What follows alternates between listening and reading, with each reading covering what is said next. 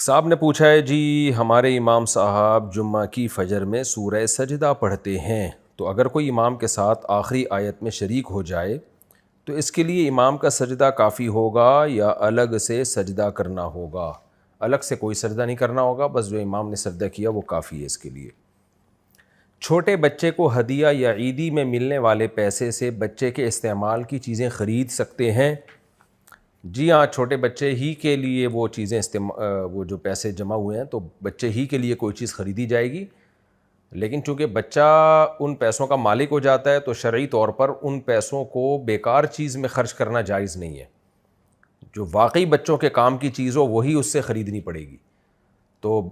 اس لیے والدین کو اس میں ایک ہیلہ بتایا جاتا ہے، تدبیر بتائی جاتی ہے کہ بچوں کو جب عیدی ملے تو والدین یہ نیت کر لیں کہ وہ عیدی بے شک رکھ لیں اپنے پاس، نیت یہ کر لیں کہ اب ہم بچوں کی ضرورتوں پر جو خرچ کریں گے وہ بچوں کے پیسوں سے کریں گے، یعنی پیسے ہم نے رکھ لیے لیکن اب ہم ضامن بن گئے ہیں، ہمارے ذمے ہیں وہ پیسے۔ تو اس نیت کا فائدہ یہ ہوگا کہ اب جو بھی بچوں کے صحیح جگہ جو پیسے خرچ ہوں گے وہ تو شرعی طور پہ پھر انہی پیسوں میں سے کہلائیں گے وہ تو، کیونکہ پھر ورنہ لوگ ضائع کر دیتے ہیں ان پیسوں کو بچوں کو فالتو چیزیں دلا کے۔ تو نیت یہ کر لیں کہ بھائی ہم یہ بچوں کو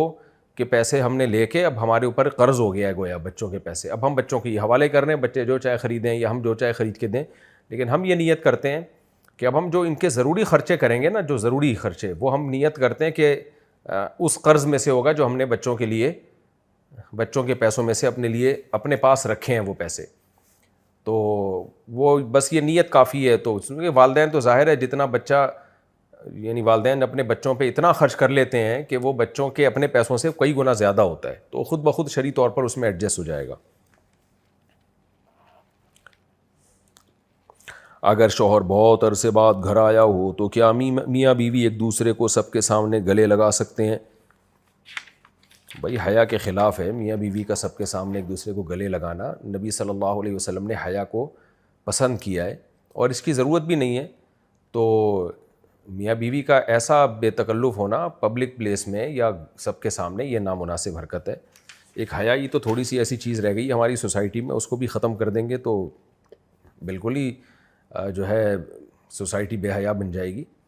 تو حیا کے ثبوت کے لیے الگ سے کوئی دلیل نہیں ہوتی، حیا محسوس ہونے والی چیز ہے اور نبی صلی اللہ علیہ وسلم نے اس کو پسند کیا ہے